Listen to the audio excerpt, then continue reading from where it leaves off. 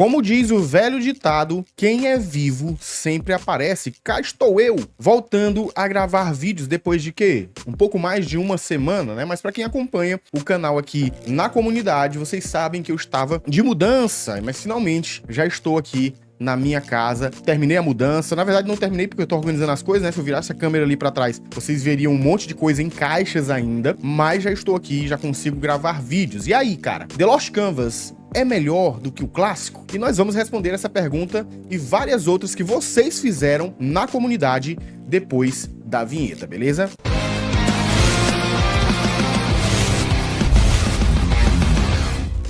Fala galera, tudo bem com você? Eu sou o Carlos e esse é mais um vídeo do Cavaleiro Nerd. E você já sabe, já vai deixando aquele like maroto por aqui no começo do vídeo pra não esquecer depois. E se essa é a primeira vez que a gente tá se vendo, já se inscreve nesse canal com o sininho das notificações ativo pra não perder nenhum vídeo que nós lançamos por aqui, beleza? Se você quiser nos ajudar de outra forma também, clica aí no botão hypar, ele fica aparecendo até depois de 7 dias do lançamento do vídeo. Então se ele estiver aparecendo pra você, clica aí, cara, e hype esse vídeo, é de graça pra você e ajuda demais aqui o nosso canal, beleza? Mas se você quiser tirar o escorpião, o miro de escorpião do seu bolso e nos ajudar de uma forma ainda mais direta, você pode se tornar membro desse canal por apenas R$ 3,99, que é menos do que uma coxinha aí na cidade onde você mora. Dito isso, vamos às perguntas e às respostas que vocês deixaram lá na nossa comunidade. E nós vamos começar com a pergunta do Papel G9Y. O que você espera da saga de Zeus? Se lutar contra um deus é errado, porque todos os deuses têm exército justamente apenas, acho que para enfrentar outros deuses. Bom, ele fez duas perguntas aqui e eu vou responder a primeira, o que eu espero da saga de Zeus. Desde criança eu vejo fanfics, né? Animações feitas por fãs no YouTube a respeito da saga de Zeus. Algumas até criou aí um rumor que se tornou semi-canônico, digamos assim, na boca do fandom, que o Mitsumasa Kido seria o Zeus. Eu espero que isso não aconteça, eu espero que o Mitsumasa Kido não seja o Zeus, mas eu espero bastante da saga de Zeus. Eu espero um Zeus bem complexo, bem explorado. Eu espero que tenha cavaleiros do exército de Zeus apresentados ali, que a gente acabe gostando, né? Como a gente gostava lá no clássico dos Cavaleiros de Prata, a gente se identificava e tudo mais. Então eu espero que o Kurumada siga nessa mesma pegada. Agora, quanto a outra pergunta dele, se lutar contra um deus é errado, porque todos os deuses têm exército justamente apenas para enfrentar outros deuses. Cara, uma coisa não se contrapõe à outra.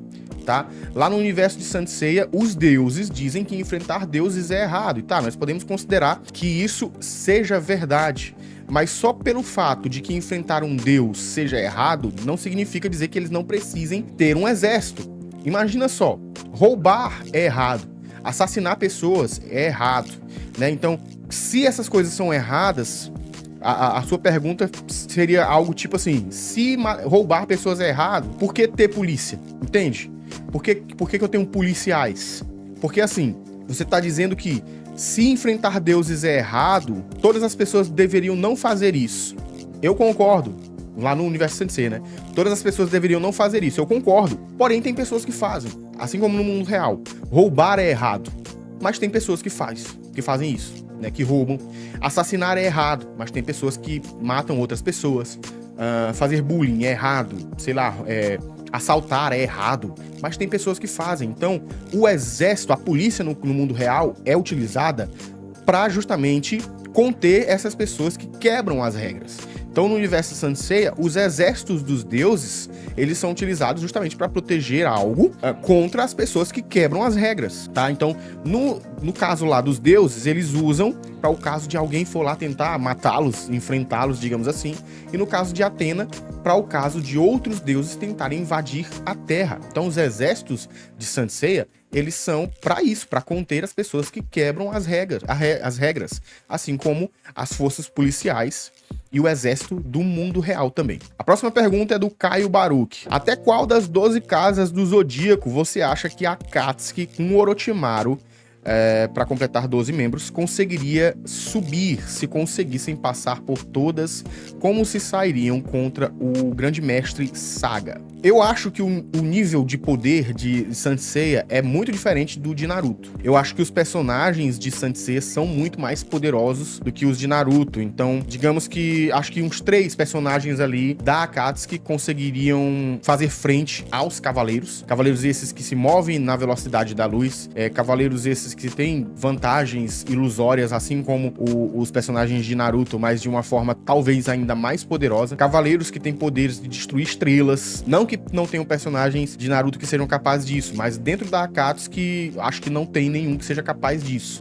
Mas eu acho, cara, que essa pergunta, ela poderia render um vídeo aqui no canal. E é isso que eu vou fazer. Eu vou deixar ela pra responder em um vídeo só pra ela, beleza, Caio? Obrigado pela pergunta, cara. E aí o Caio, ele mandou uma outra pergunta também aqui, ó. Acha que Saint Seiya ficaria melhor num formato Naruto? Primeiro arco, Cavaleiros de Prata e a subida das 12 casas, com os protagonistas realmente crianças, sem parecerem lutadores de MMA no suco, e ajudados por seus mestres. Segundo arco, Poseidon, já mais velhos, adolescentes, mais ou menos 16 anos. E o último arco, Hades, como jovens adultos. Cara, na época que o Cavaleiros do Zodíaco foi feito, que foi anos 80 para anos 90, e a saga de Hades anos 2000, o anime, né, digamos assim, eu acho que o formato que ele tinha foi o melhor possível pra época, pra aquela época. Só que depois, hoje, nós já estamos acostumados e sendo inseridos, nós que já viemos dessa época, estamos aqui hoje, nós passamos a nos acostumar com um novo formato de distribuição de animes, e os mais jovens, eles já nasceram, já foram inseridos nesse meio, né? Os mais jovens que são fãs de animes, eles já foram inseridos nesse meio, acostumados com esse formato de divulgação, de distribuição de animes. Então, pra época, anos 80, anos 90, começo dos anos 2000, eu acho que o formato que Cavaleiros do Zodíaco foi distribuído, né, com sagas grandes, bem longas, foi o formato ideal para aquela época. Se Cavaleiros do Zodíaco fosse lançado em um remake hoje, da saga clássica, e não falando do remake em 3D, tá? Se fosse lançado no formato de anime 2D mesmo e tal, um remake, eu acho que o formato ideal seria justamente esse formato. Não só, tipo, 3 arcos, ele mencionou ali 3 arcos, né? Dos Cavaleiros de Prata, depois Poseidon e depois Hades, né? Eu acho que seriam muitos mais arcos, com esses arcos tendo pequenas quantidades de episódios. Por exemplo, a Guerra Galáctica, 8 episódios, cara. Daria pra resolver tudo. Porque hoje, os animes, eles não têm mais tanto aquela enrolação que tinha na época dos anos 80, que era comum dos animes. Pô, o cara ficava repetindo a mesma coisa várias vezes pra encher linguiça e ter ali um número exato do episódio. Hoje não tem mais isso. Os animes já são mais dinâmicos, eles já acontecem mais rapidamente, já são mais fluidos, então eles vão acontecendo ali com mais velocidade. Então eu acredito que hoje 8 episódios seria o suficiente para comportar ali toda a Guerra Galáctica, talvez até menos episódios, 6 episódios fossem o suficiente, e mostrar esse primeiro arco, né, nessa quantidade de episódios, curtinha e dinâmica. Beleza, foi pro próximo arco, Cavaleiros Negros, depois Cavaleiros de Prata, e isso poderia ter os mini arcos dentro de uma temporada. Por exemplo, a primeira temporada de Cavaleiros do Zodíaco, o remake, seria 3 arcos: Guerra Galáctica, Cavaleiros Negros e Cavaleiros de Prata. Teríamos aí, no máximo, 30 episódios. Vamos julgar que teriam 10 episódios por arco, ou algum que tivesse um pouco menos, algum mais, dando ali no resultado final de 30 episódios. Aí depois de um ano, voltaria a segunda temporada com a Saga dos Cavaleiros de Ouro. Nossa, seria perfeito. Saga dos Cavaleiros de Ouro, como ela é mais longa, bem mais longa do que esses 3 arcos individualmente, aí seria uma temporada maior. A terceira temporada, aliás, a primeira temporada terminando no arco dos Cavaleiros de Prata com um gancho pros Cavaleiros de Ouro seria épico demais. Um cliffhanger, né? Cliffhanger. E aí nós veríamos depois de um ano a saga dos Cavaleiros de Ouro, ali também nesse mesmo formato, dinamicamente, só que com vários episódios, porque a saga dos Cavaleiros de Ouro é mais longa, e assim sucessivamente, cara. A saga dos Cavaleiros de Poseidon, né, no caso, poderia ser dividida no meio também, porque como ela também é longa, poderia ser dividida no meio, em dois arcos, ou 2 temporadas, talvez, não sei. E a saga de Hades, aí sim, seria bem mais longa e dividida em 2 ou 3 temporadas. Porque a gente não tem mais saco, cara, pra animes muito longos. Não tem. Você quer ver a conclusão dos arcos e tal, então eu acho que hoje, pro formato de hoje, pra o que o público tá acostumado hoje, esse seria o formato ideal para um remake de Cavaleiros do Zodíaco. A próxima pergunta é do Toonface TV, ou Toonface TV. A existência do anime Boruto tem algum sentido? Boruto realmente explicou ou melhorou o anime de Naruto, como afirmam os fãs Nutella do anime? Cara, eu detesto Boruto. Eu tento assistir, vez ou outra eu vou tentar assistir, não consigo. Dizem que o mangá é muito bom, eu não acompanho o mangá, mas eu acho que Boruto, cara, é bem ruim. É bem ruim. Sentido, você me pergunta a primeira pergunta que você faz é se tem sentido. Eu acho que tem. A premissa de Boruto, mostrar o Naruto sendo Hokage, os filhos dos ninjas da época ali do Naruto, né, o que aconteceu com Konoha, qual foi o desenvolvimento que a vila teve, quais foram os benefícios que a era do Kakashi como Hokage trouxeram pra vila. Eu acho toda essa lore muito interessante. O problema é que eu acho que ela foi pessimamente abordada dentro do anime de Naruto. Eu acho que ela não foi muito bem executada, né? Acho que, Naruto, ele tem uma crescente, que se você for prestar atenção, até falei pra minha esposa tá assistindo Naruto, ela já passou do clássico, está assistindo o Shippuden agora, e se você for prestar atenção, no clássico ele é muito mais infantil. O anime ele vai crescendo junto com os personagens, principalmente com o Naruto, que é um anime que ele começa com um Naruto mais bobalhão, e o anime é mais bobalhão no começo, ele é mais pastelão, mais comédia, lógico, tem aquele seu drama, tem, né, o apelo emocional envolvendo vários dos personagens com as suas cargas emocionais, porém ele tem muita comédia, principalmente por parte do Naruto, que é um travesso, né, um menino ali que vive aprontando coisas pra chamar a atenção e ser notado, mas é uma roupagem, digamos assim, muito mais infantil. Quando chega no Shippuden, até a paleta de cores do anime muda, cara. Ela fica mais sépia, né? Aquela coisa mais pesada, mais densa. Você não vê mais tantas cores, não é tão colorido. As cores, elas não são tão vibrantes quanto o clássico. Elas são mais soturnas. Naruto Shippuden, ele é mais pesado, ele é mais adulto. A trilha sonora dele é mais pesada. Quando entra pro Akatsuki, aquela trilha sonora da Akatsuki, é muito pesada. Então ele é muito mais adulto. O que se esperaria de um anime posterior a isso, talvez fosse algo mais maduro. Você pode dizer assim, mas o Boruto é uma criança e ele é o protagonista. Tá, mas os personagens que cresceram ainda estão lá. No Naruto Shippuden temos crianças. Tínhamos o Konohamaru, o time dele lá, né? Então tinham crianças inseridas em um contexto muito mais maduro. Eu sei que em Boruto é abordado um momento ali inicialmente de paz, e o Boruto é uma criança. Porém, eu acho que dava pra ter feito algo mais maduro, porque parece que a forma, né, a roupagem do anime regrediu. Então, pra mim é ruim, mas a premissa tem sentido sim. E vamos para a próxima pergunta. A próxima pergunta é da Cristiane Matheus, 1988. Você acha que a Marin pode ter algum espaço na saga de Zeus? Ou, de novo, tudo vai girar em torno de Atena e os 5 Cavaleiros de Bronze? Bom, a sua pergunta é muito interessante e muito importante. Eu talvez queria muito que o Kurumada visse a sua pergunta. Porque o Kurumada, eu não sei se por conta da velhice, mas ele tem uma mania de esquecer personagens. Principalmente a Marin, cara. A Marin, ela é esquecida no rolê, até em spin-off. Até no Ômega, ela é esquecida. Mas o Kurumada, ele também esqueceu da Marin. Talvez a Marin devesse ter um espaço muito maior na obra, na saga de Zeus, porque, cara, o Toma de Ícaro está lá. E eu queria muito que tivesse um desenvolvimento entre esses dois personagens. Não sei se é por conta do meu saudosismo com o filme do Prólogo do Céu, mas eu acho que deveria sim. É o que eu espero que aconteça, tá? Mas existe uma grande diferença do que eu espero que aconteça para o que eu acho que vai acontecer. E eu acho que o Kurumada, ele vai acabar esquecendo a Marin de novo, para focar nos 5 protagonistas. Eu sei que os 5 protagonistas, eles têm que ter o destaque, eles são protagonistas, mas eles já foram desenvolvidos, cara. Eles já têm muito desenvolvimento. Obviamente, eu quero ver mais do Shun, do Yoga, do Shiryu, do Ikki, do Seiya e da Athena, da Saori. Mas eu também quero ver de outros personagens que sinto falta. Porém, eu prefiro acreditar, ter aquele negativo, né, de acreditar que ele não vai explorar a Marin, na saga de Zeus, e quando acontecer, se ele explorar, eu ter uma surpresa positiva, do que eu criar alguma expectativa, ou até mesmo gerar uma expectativa em você, e quando chegar a saga de Zeus, ele não explorar a personagem, e aí nós ficarmos frustrados. Então eu prefiro acreditar que ele não vai explorar a personagem.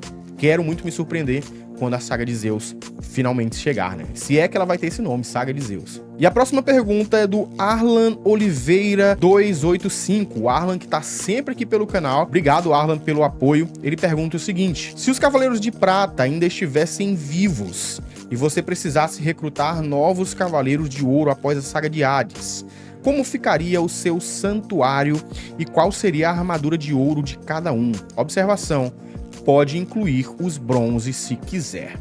Beleza, galera. E eu vi essa pergunta aqui por alto, e aí eu fui pesquisar ali quais que eram os signos dos Cavaleiros de Prata, para poder organizar de uma forma bem mais legal isso daqui. E eu quero deixar muito claro que, para mim, um Cavaleiro de Ouro, ele deve assumir o posto de Cavaleiro de Ouro, baseado, além do seu poder, obviamente, de ter alcançado o sétimo sentido, mas também pelo seu signo. Não tem como um cara que tem o signo de Leão seja um Cavaleiro de Touro ou de Áries. Um cara que é do signo de Gêmeos ser o Cavaleiro de Aquário. Não tem, tá? É por isso que eu já deixo muito claro aqui que eu não concordo com alguns fãs que dizem, pô, o Ikki deveria ser de Gêmeos, ou o Shun deveria ser de Peixes. Não concordo com essa afirmativa de alguns fãs. Por quê?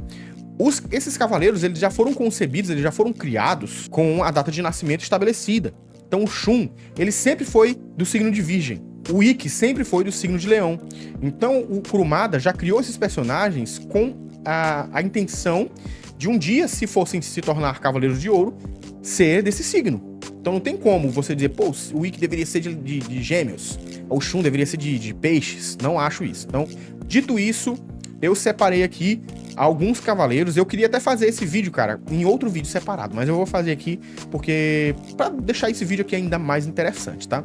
O signo de Áries, nós temos aí, representando ele nos Cavaleiros de Prata, a China de Cobra e o Dante de Cérbero. Nós temos esses dois personagens que são do signo de Áries. E eu confesso que eu acho o Dante mais poderoso que a China, porém eu acho que a China se encaixaria nesse quesito melhor como uma Amazona de Áries, tá?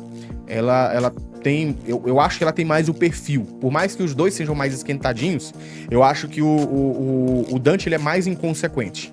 E essa característica de ser inconsequente, pra mim, não combina com o Cavaleiro de Áries, o signo de Áries. Então a China, pra mim, seria a Amazona de Áries. Simplesmente, galera, porque não tem mais ninguém. Não tem mais ninguém. Se você lembrar aí de outro cavaleiro, talvez eu não pesquisei todos, mas se você lembrar de outro Cavaleiro de Prata ou de bronze, né, dos bronzes secundários, que seja do signo de Áries, deixa aí nos comentários. Mas pra mim aqui vai ficar a China.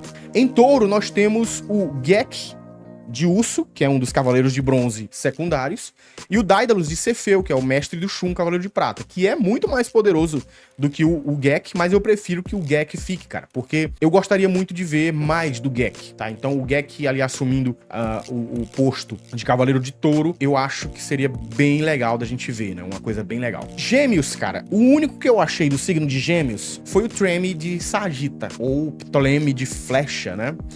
Eu não teria a audácia de colocar esse cara como Cavaleiro de Gêmeos. Então, no meu santuário perfeito, nesse momento, nós deixaríamos a vaga de Gêmeos em aberto. Vamos para Câncer, né? Câncer nós temos, dentro dos Cavaleiros de Bronze e Prata, pelo menos os que eu pesquisei, nós temos o Nat de Lobo, que é do signo de Câncer, e o Dio de Mosca.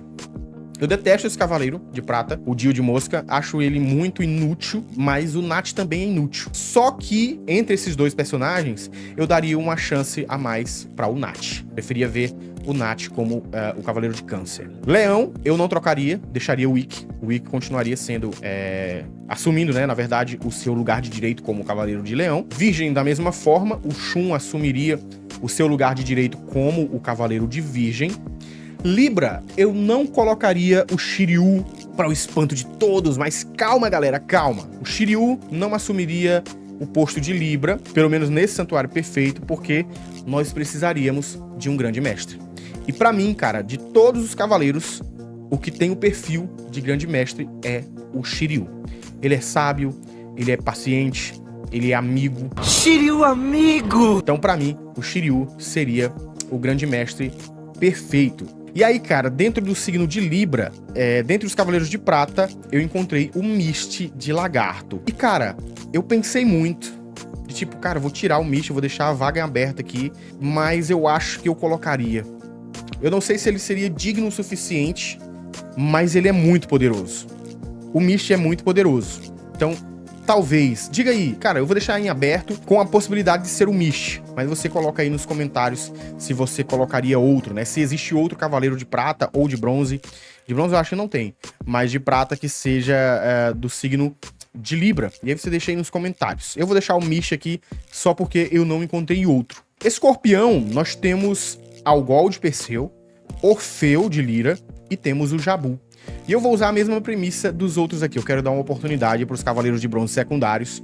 Então eu escolheria o Jabu de Unicórnio para ser o novo Cavaleiro de Escorpião, tá? E assim, galera, você pode dizer, pô, o Jabu é muito mais fraco do que o Algol, do que o Orfeu, mas aqui nós estamos considerando que, a partir do momento que eles foram escolhidos para serem os Cavaleiros de Ouro, eles atingiram o que é necessário para cumprir esse posto, né? Que é, no caso, atingir o oitavo, dominar o oitavo sentido. Então aqui nós já julgaríamos que o Jabu teria dominado o sétimo sentido. Falei oitavo antes? Não sei, mas é o sétimo, tá? E aí o Jabu seria o Cavaleiro de Escorpião. Sagitário não mudaria, continuaria sendo o nosso garoto Seiya. Capricórnio nós temos o Sirius e o Ban. E eu escolheria também o Ban, pra gente ver um pouco mais aí desse cavaleiro, tá? Todos os Cavaleiros de Bronze eu acho que eu vou colocar aqui, cara. Aquário nós teríamos o Yoga, não mudaria o Yoga. E Peixes, nós temos dois também, que é a Marin e o Asterion. E sem sombra de dúvidas, eu escolheria a Marin para ser a Amazona de Peixes, né? Nós teríamos aí na primeira e na última casa duas mulheres, né? Duas mulheres ocupando o primeiro posto de Cavaleiro de Ouro e o último posto de Cavaleiro de Ouro. Então, seria o meu santuário perfeito aí, contando com quem sobrou, seria China de Áries, Gek de Touro, Gêmeos não teríamos, Nath de Câncer, Ikki de Leão, Shun de Virgem, Mist de Libra, Jabu de Escorpião, Seiya de Sagitário, Ban de Capricórnio, Yoga de Aquário e Marin de Peixes. Deixa aí nos comentários, de forma educada, é claro, se você concorda com esse santuário perfeito. E vamos agora para nossa última pergunta, que é do Horror do Brando. Ele perguntou, você acha que Lost Canvas é melhor que o original, melhor que o clássico, né? Essa pergunta aí é bem polêmica, ela gera bastante debate na internet a respeito de qual obra que é a melhor. E, cara, eu vou te responder de uma forma muito direta. Pra mim, The Lost Canvas é melhor que o original, mas calma, jovem mancebo, controla, segura seus dedos, não digita ainda, porque o que eu vou te dizer aqui pode mudar a sua opinião. Não pra você achar que a The Lost Canvas é melhor que o clássico, assim como eu acho, mas para que você mude de opinião com relação ao seu hate sobre a minha afirmação, beleza? A pergunta dele foi, você acha que The Lost Canvas é melhor que o original? Acho. Se a pergunta dele fosse, você prefere The Lost Canvas ou o clássico? Qual é o seu anime preferido? Eu diria que o meu anime preferido é Saint Seiya clássico. Saint Seiya clássico, cara, é o meu anime preferido de todos. Talvez seja a minha obra da ficção preferida de todos os tempos, é Saint Seiya Cavaleiros do Zodíaco clássico. Se você perguntar pra mim, você prefere Cavaleiros do Zodíaco ou Senhor dos Anéis, eu vou dizer Cavaleiros do Zodíaco clássico. Você prefere Cavaleiros do Zodíaco ou Harry Potter, One Piece, os filmes da Marvel, da DC?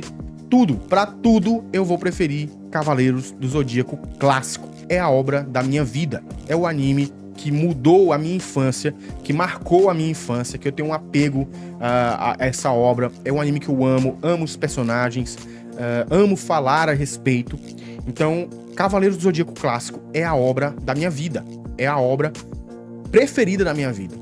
Entendeu? É algo que eu quero que meus filhos assistam, quero passar para os meus filhos assistirem. Se você perguntasse assim, se um gênio aparecesse e perguntasse qual desses dois você quer que apague da sua memória, The Lost Canvas ou Cavaleiros do Zodíaco Clássico, eu escolheria apagar The Lost Canvas. Porque o Cavaleiros do Zodíaco Clássico é a obra da minha vida, cara. Só que eu achar que The Lost Canvas é melhor, não quer dizer que eu prefira The Lost Canvas, quer dizer que eu tenho um bom senso. Apenas isso. The Lost Canvas é uma obra muito melhor trabalhada, é uma obra muito mais complexa, de personagens muito mais aproveitados e complexos, né, e aprofundados. Cavaleiros do Zodíaco Clássico, ela é uma obra mais infantil. O próprio Kurumada já deixou claro isso. Esse foi o motivo pelo qual ele cancelou, né, Prólogo do Céu. Ele declarou que Prólogo do Céu não era mais canônico, porque Prólogo do Céu estava indo para um nível mais adulto da coisa, e a obra dele era para crianças. E The Lost Canvas não é isso. The Lost Canvas você vê um design muito mais adulto. A própria sensualidade dos personagens remete a um conteúdo mais adulto. Você vê a forma como a Shiori desenha as personagens femininas e os masculinos também, e repara na forma como o Kurumada desenha seus personagens. O dele é mais infantil, o dela é mais sensual, é mais adulto, é mais detalhista. A própria história é mais bem trabalhada. Todos os Cavaleiros de Ouro têm um aproveitamento que nós queríamos ter visto nos Cavaleiros Clássicos e não tivemos. Os personagens, tá certo que os Cavaleiros de Bronze ali não tiveram tanto aproveitamento como os Cavaleiros de Bronze do Clássico, mas os Cavaleiros de Ouro tiveram, os Espectros tiveram, nós tivemos mais aproveitamento, inclusive, dos Cavaleiros de Prata, entende? Então é uma história mais adulta, mais complexa, mais bem trabalhada. Então, do meu ponto de vista, tecnicamente, é uma história muito melhor do que o Cavaleiro Zodíaco Clássico. Mas eu prefiro o Cavaleiro Zodíaco Clássico. É o meu amor, é o amor por uma obra que está no meu coração, é Cavaleiro Zodíaco Clássico. Então, não me trucidem aí nos comentários, eu prefiro o Cavaleiro Zodíaco Clássico, mas eu tenho um bom senso de dizer que The Lost Canvas é muito melhor, beleza? Então, galera, era esse o vídeo de hoje. Muito obrigado, cara. Muito obrigado pra você que deixou a sua pergunta lá na comunidade. Eu vou fazer outro vídeo desse daqui. Me respondam aí, vocês tiveram as suas perguntas respondidas. Se vocês gostaram aqui das respostas que eu dei. Se vocês gostaram desse formato de vídeo. Se vocês querem que eu traga mais. Eu com certeza vou trazer mais. Então você pode já deixar uma pergunta aí nos comentários. Eu vou deixar uma postagem lá na comunidade pra você deixar o seu comentário perguntando também, que no próximo vídeo o seu nome vai aparecer aqui no canal com a sua pergunta, beleza? Muito obrigado, cara, por ter assistido esse vídeo até aqui. Não esquece de deixar o like, clica no like aí que me ajuda demais. Clica no botão hypar que também me ajuda demais. Pensa em se tornar membro desse canal, cara. Eu vou fazer uma comunidade de membros bem legal. Eu vou começar a preparar alguns conteúdos que vão ser só para os membros, então pensa em se tornar membro, que aí você vai estar ajudando pra caramba. Compartilha esse vídeo com o seu amigo que é fã de Cavaleiros, fã de Naruto, fã de animes, que nós vamos estar trazendo aqui conteúdos bem legais. Muito obrigado por ter assistido o vídeo até o final, fiquem todos com Deus e até a próxima. Tchau!